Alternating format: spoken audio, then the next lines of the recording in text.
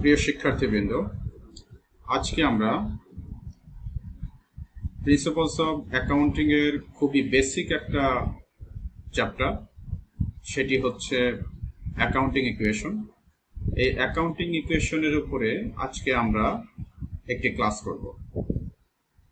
এই অ্যাকাউন্টিং ইকুয়েশনের যে ম্যাথমেটিক্যাল প্রবলেম আছে সেগুলো নিয়ে কাজ করার পূর্বে আমাদের কিছু বিষয়ে প্রিলিমিনারি নলেজ গ্যাদার করতে হবে, যাতে করে পরবর্তীতে আমাদের যে ম্যাথমেটিক্যাল প্রবলেমগুলো রয়েছে সেগুলো সলভ করতে, সেগুলো বুঝতে সুবিধা হয়।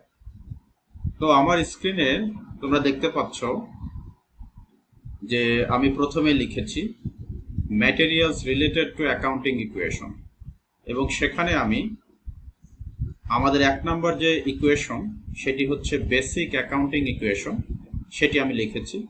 এবং তোমরা হয়তো জানবে যে এই বেসিক অ্যাকাউন্টিং ইকুয়েশনটি হচ্ছে assets equals to liabilities plus owners equity, অথবা সংক্ষেপে আমরা যে এটিকে লিখি যে এ সমান এল প্লাস ওই। তো এটি হচ্ছে আমাদের বেসিক অ্যাকাউন্টিং ইকুয়েশন। এবং তোমরা জেনে খুবই আশ্চর্য হবে যে এই সিম্পল একটা ইকুয়েশনের উপরেই কিন্তু বলতে গেলে আমাদের পুরো অ্যাকাউন্টিং যে প্রসেস, পুরো অ্যাকাউন্টিং যে সিস্টেম, সেটি কিন্তু দাঁড়িয়ে আছে। অ্যাসেট সমান লায়াবিলিটিস প্লাস ওনার্স ইকুইটি। এরপরে 2 নম্বর যে ইকুয়েশন সেটি হচ্ছে expanded form of accounting equation. মূলত এটি এই বেসিক অ্যাকাউন্টিং ইকুয়েশন, অর্থাৎ এ সমান এল প্লাস ওই, এটির হচ্ছে জাস্ট এক্সপ্যানশন, এটির সম্প্রসারিত রূপ, যেটি আমরা বাংলাতে বলি যে হিসাব সমীকরণের সম্প্রসারিত রূপ কোনটি। এবং এখানে দেখো, প্রথমে আমি লিখেছি expanded form of accounting equation. Assets, আমাদের বেসিক অ্যাকাউন্টিং ইকুয়েশনের অ্যাসেট ছিল, এখানেও আছে, সমান লায়াবিলিটিস। বেসিক অ্যাকাউন্টিং ইকুয়েশনের লায়াবিলিটিস ছিল, এখানেও লায়াবিলিটিস আছে। আমাদের সম্প্রসারিত রূপ বলতে আসলে এই ওনার্স ইকুইটির যে পার্টটা, সেটির সম্প্রসারিত রূপ বোঝায়। এবং এই অনার্স ইকুইটি পার্টের মধ্যে আমাদের যে বিষয়গুলো থাকে সেটি হচ্ছে আমাদের এই বিষয়গুলো। যদি আমি তোমাদের দেখাই যে এই যে capital plus revenue plus expenses minus drawing, অর্থাৎ এই পোরশনটা হচ্ছে আমাদের সম্প্রসারিত রূপ।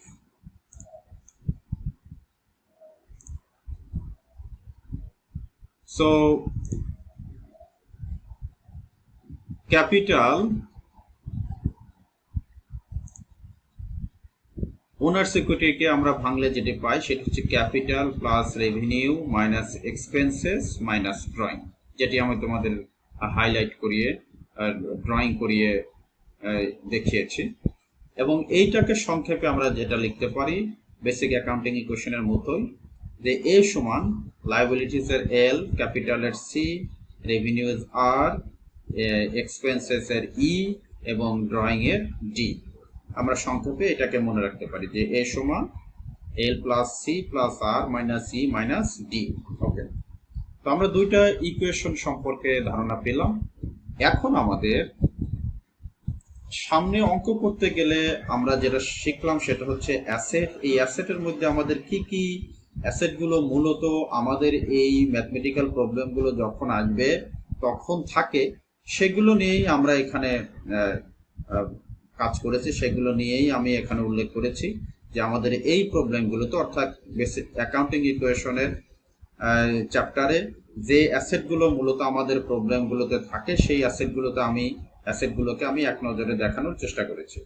তো অ্যাসেটের মধ্যে প্রথমেই আমাদের যে অ্যাসেটটি থাকে সেটি হচ্ছে ক্যাশ, এরপরে অ্যাকাউন্ট রিসিভেবল যদি আমাদের ধারে দিতে হয়, এরপরে আসবে ইনভেন্টরি, এরপরে সাপ্লাইজ, এরপরে office equipment, furniture, prepaid expenses, যে কোনো প্রিপেড এক্সপেন্স হতে পারে, প্রিপেড ইন্স্যুরেন্স এক্সপেন্স হতে পারে, প্রিপেড রেন্ট হতে পারে, প্রিপেড অ্যাডভার্টাইজিং এক্সপেন্স হতে পারে, যে কোনো এক্সপেন্সই এই আমি একটা কলামের মধ্যে রেখেছি।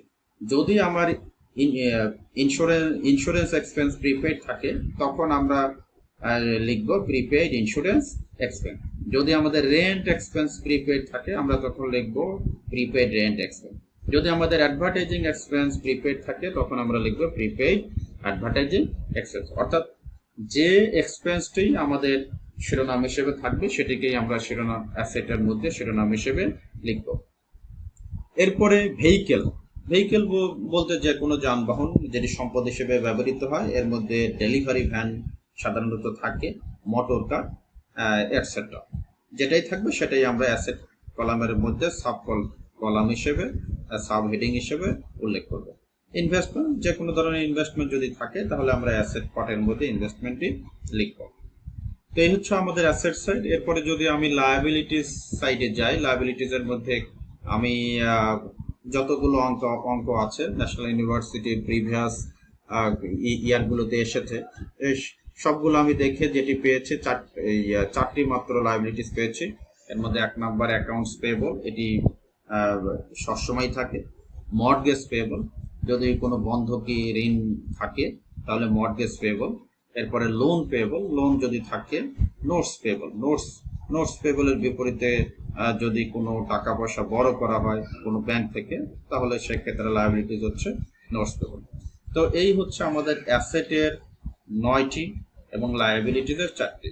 যদি তোমরা এই অ্যাসেট 9টি এবং লায়াবিলিটির 4টি মুখস্থ করো বা ভালোভাবে ধারণা রাখো তাহলে আশা করি যে অ্যাসেট এবং লায়াবিলিটিস নিয়ে অ্যাকাউন্টিং ইকুয়েশনে তোমাদের আর কোনো সমস্যা থাকবে না। পাশাপাশি এই চ্যাপ্টারে আরেকটি সাধারণত 4 মার্কের কোশ্চেনে দেখা যায়, সেটি হচ্ছে যে এই যে আমাদের কিছু ম্যাথমেটিক্যাল সমস্যা দেওয়া থাকে, সেখানে সেল দেওয়া থাকে, কস্ট অফ গুডস সোল্ড দেওয়া থাকে না, বা গ্রস প্রফিট দেওয়া থাকে, কখনো বা নেট অপারেট প্রফিট দেওয়া থাকে না। তো সেক্ষেত্রে আমাদের সূত্রটা ফর্মুলাটা কিভাবে অ্যাপ্লাই করতে হয় সেটি আমি এখানে দেখানোর চেষ্টা করেছি।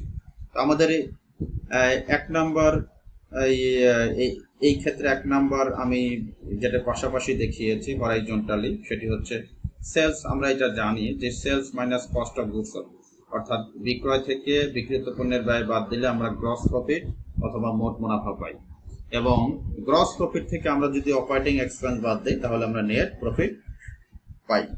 এবং এই পুরো প্রসেসটাকে যদি আমি এই ভার্টিক্যালি দেখাই, উপর থেকে নিচে টেবিল আকারে দেখাই, তাহলে তোমরা আরো ইজিলি বুঝতে পারবে। আমি এখানে একটা উদাহরণ এক্সাম্পলও সেট করেছি, সেই এক্সাম্পলের মাধ্যমে তোমরা আরো বেশি উপকৃত হবা। এখানে দেখো যে আমি লিখেছি সেলস 1 লাখ টাকা, এই লেস, যেহেতু এখানে মাইনাস ছিল কস্ট অফ গুডস সোল্ড, এখানে হবে less cost of goods sold, এবং এটা হচ্ছে 60,000 টাকা। তাহলে 1 লাখ থেকে আমরা যদি 60,000 বাদ দেই তাহলে আমরা যেটা পাই গ্রস প্রফিট। এই গ্রস প্রফিট হচ্ছে আমাদের 40,000 টাকা। এটি আমরা খুব সিম্পলি হরাইজন্টালি কিন্তু এটা সলভ করতে পারি। যদি আমাদের অঙ্কে গ্রস প্রফিট চাই তাহলে আমরা গ্রস প্রফিট তখন কিভাবে বের করব? Sales minus cost of goods sold সমান গ্রস প্রফিট, অর্থাৎ 1 লাখ টাকা মাইনাস 40,000 টাকা সমান হচ্ছে আমার 40,000 টাকা। এরপরে গ্রস প্রফিট থেকে আমার যে অপারেটিং এক্সপেন্সেস আছে, gross profit minus operating expense, সেটি বাদ দিলাম নেট প্রফিট পাই। এখানে দেখানো হয়েছে গ্রস প্রফিট আমার 40,000, অপারেটিং এক্সপেন্স ফর এক্সাম্পল আমরা নিয়েছি 30,000, তাহলে আমার নেট প্রফিট 40 থেকে 30 বাদ দিলে 10,000 টাকা। এভাবে এরকম কিছু অঙ্ক আছে যেটা আমাদের কোশ্চেন আকারে থাকে, ফিল ইন দ্য গ্যাপস টাইপের মতো থাকে। সেইগুলো সমাধান করার জন্য আমার এই ফর্মুলাগুলো সম্পর্কে একটু ধারণা রাখার দরকার ছিল, এই জন্য আমরা আগেই পেয়ে গেলাম। যখন আমরা ম্যাথে যাব তখন আমরা পুরো বিষয়টা আরো বেশি ভালোভাবে ক্লিয়ার হতে পারবো। তো এইভাবেই আমাদের যে বেসিক অ্যাকাউন্টিং ইকুয়েশন আছে, এই অ্যাকাউন্টিং ইকুয়েশনের ম্যাথগুলো সলভ করতে গেলে আমাদের যে বেসিক আইডিয়াটা থাকা দরকার যে what is basic accounting equation, what is expanded form of accounting equation, which assets are covered under assets headline, and which liabilities are generally covered under liability section. এরপরে হচ্ছে আমরা যদি গ্রস প্রফিট, নেট প্রফিট, ছোট ছোট 4 মার্কের যে কোশ্চেনগুলো আছে যদি বের করতে চাই তাহলে আমাদের এই বিষয়গুলো সম্পর্কে ধারণা থাকলে আমরা সুন্দরভাবে আরো এটা করতে পারবো। তো এই হচ্ছে আজকের বিষয়। সবাইকে অনেক ধন্যবাদ।